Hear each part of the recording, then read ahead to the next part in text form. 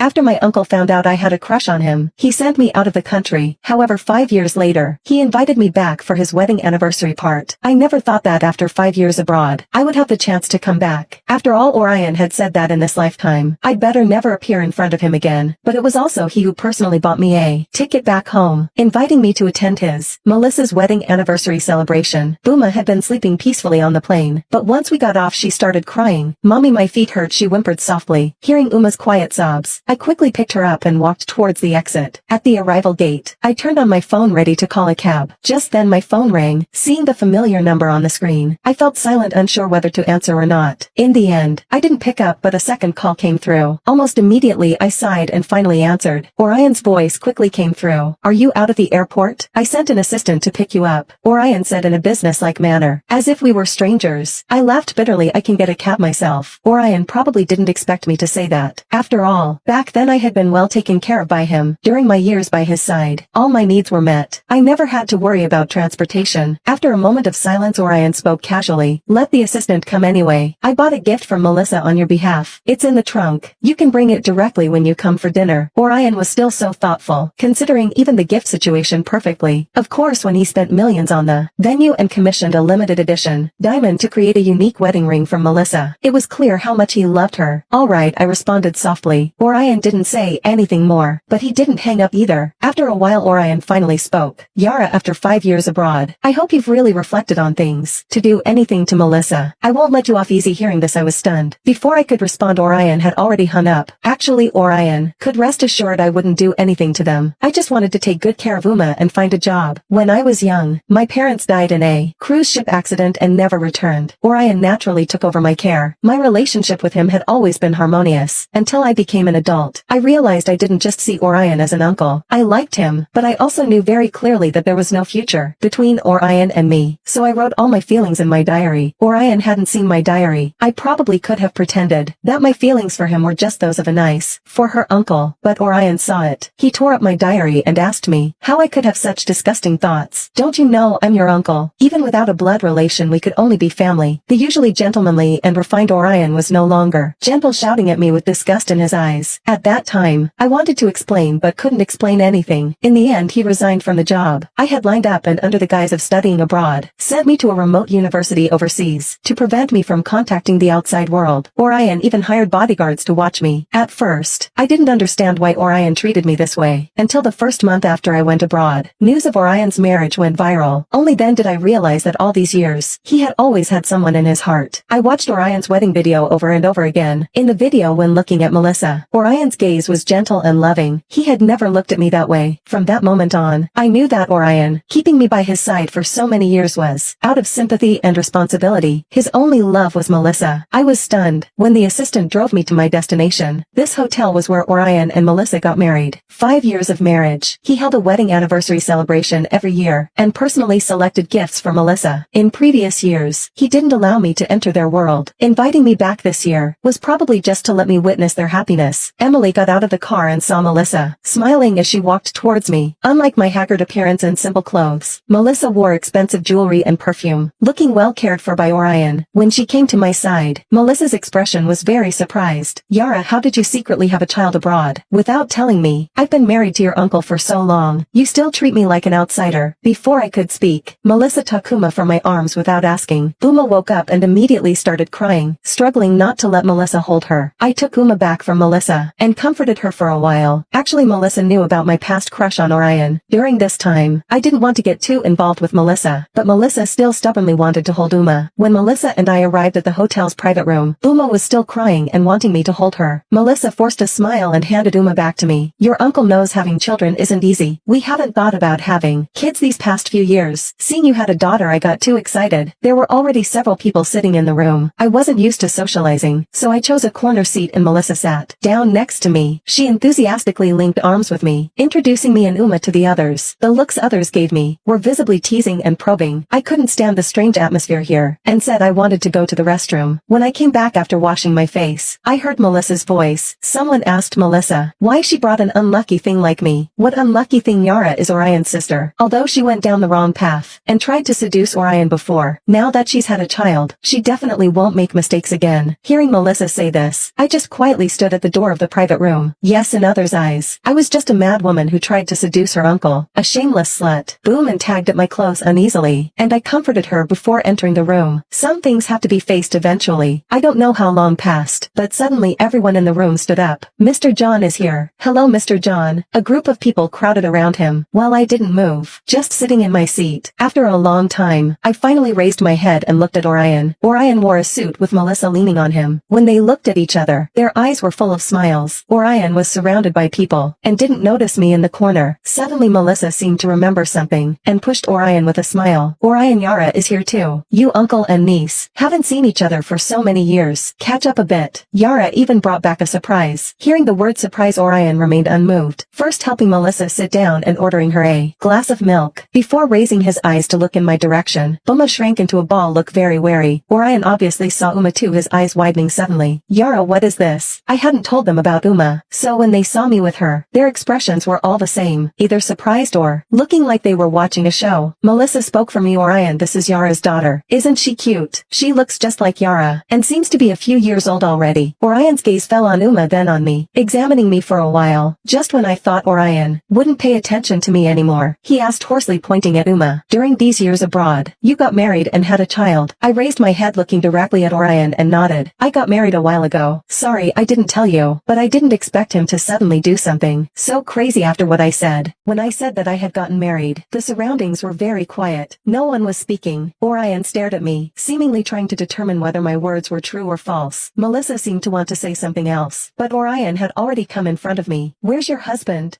I pursed my lips. He's been busy recently, so he didn't come. Whispers and chuckles rang out in the room. However, these guests seemed to still hold back from laughing too thoroughly out of respect for Orion. Orion's face was livid. In the end, he didn't say anything and just sat down next to Melissa. I ate this meal with no interest at all. Everyone else was praising how well Orion and Melissa matched, while I just wanted to take Uma to rest early. The rental price here is not too expensive, and I can still afford it. I don't want to go abroad again. This meal ended quickly. Just as I was about to leave, Orion stopped me and said he had something to talk to me about. In the end, I stayed in the private room with Orion. Melissa was also there. Orion looked at me coldly. The words he said were as cold as his expression. Yara, since we both have families now, I hope you won't bother me anymore. Melissa suppressed a smile at the corner of her mouth. Orion, don't be so harsh on Yara. Yara is a grown woman now and knows what she shouldn't do. The couple seemed very in sync with each other, but I was excluded from this tacit understanding. They never believed my promises, but I still nodded and bowed. I won't do it again. They didn't speak. I had already turned around and left with Uma in my arms. Orion called his assistant to send me off. This time I refused. After returning to the rental house with Uma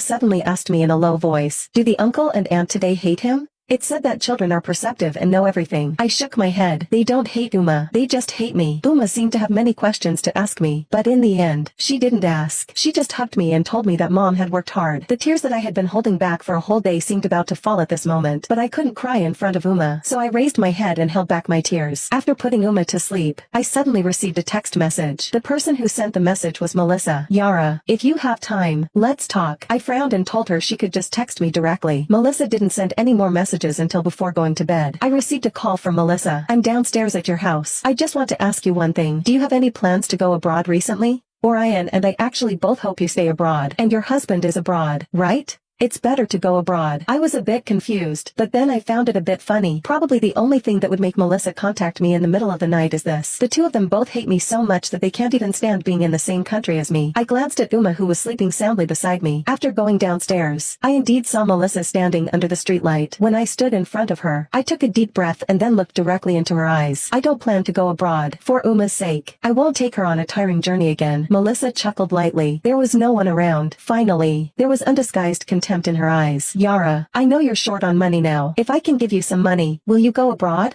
I was silent for a moment. Everyone knew that I was short on money. Melissa and Orion knew that I had a hard time abroad. So when they threatened me, they clearly knew my weakness. But I refused. Melissa seemed a bit surprised. That night, I parted ways with Melissa unhappily. In the following days, I was busy looking for a job, but I was eliminated after the first round of interviews every time. It was a young interviewer who hesitantly told me that this was Mrs. Melissa's order. Only then did I know that Melissa didn't even want me to find a job. Melissa was determined to make me go abroad again. I apologized to the interviewer, doctor who told me the truth. As soon as I left the interview company, I received a text message from the hospital. I had made an appointment at the hospital last night to get some antidepressant drugs. When I was seeing the doctor told me that my recent state was very bad and I could consider having more psychological counseling sessions as early as when I was abroad. The doctor had given me such advice. It seemed that my depression was indeed very serious. When I came out of the consulting room with the medicine and was looking down at the instructions, I accidentally bumped into someone at the corner. Sorry, I apologized first. When I looked up, I found that the person in front of me was Orion, and behind him was Melissa. Orion frowned, seemingly not planning to talk to me, but was about to leave directly. At this moment, Orion suddenly noticed the medicine in my hand. Yara, what are you doing at the hospital? He seemed to want to see what I was holding, but I had quickly stuffed the medicine box into my bag. I have a cold recently and just came to buy some medicine. Melissa chimed in at the right time. There are indeed many people getting the flu recently. Orion didn't speak but still stared at my bag. I lowered my head and quickly went downstairs. Meeting Orion was not expected. In the past, I always wanted to see Orion, but he was always busy. Before going abroad, I only met him a few times. Most of the time, he would only send me 2 messages occasionally. After going abroad, Orion didn't contact me at all. Unexpectedly,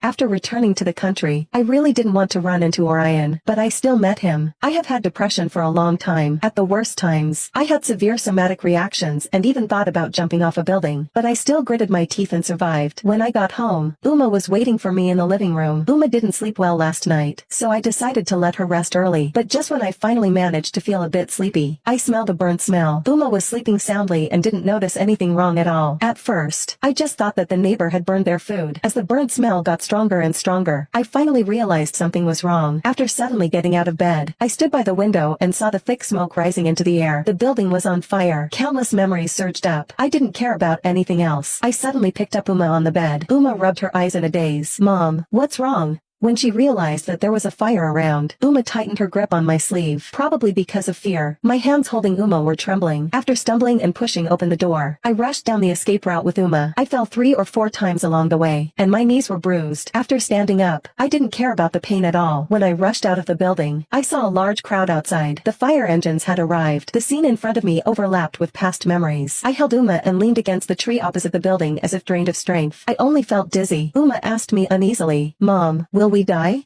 I came to my senses and hugged her tighter. No, as long as Uma is by my side, I will never let anything happen to her, because Uma's biological mother has already died saving me.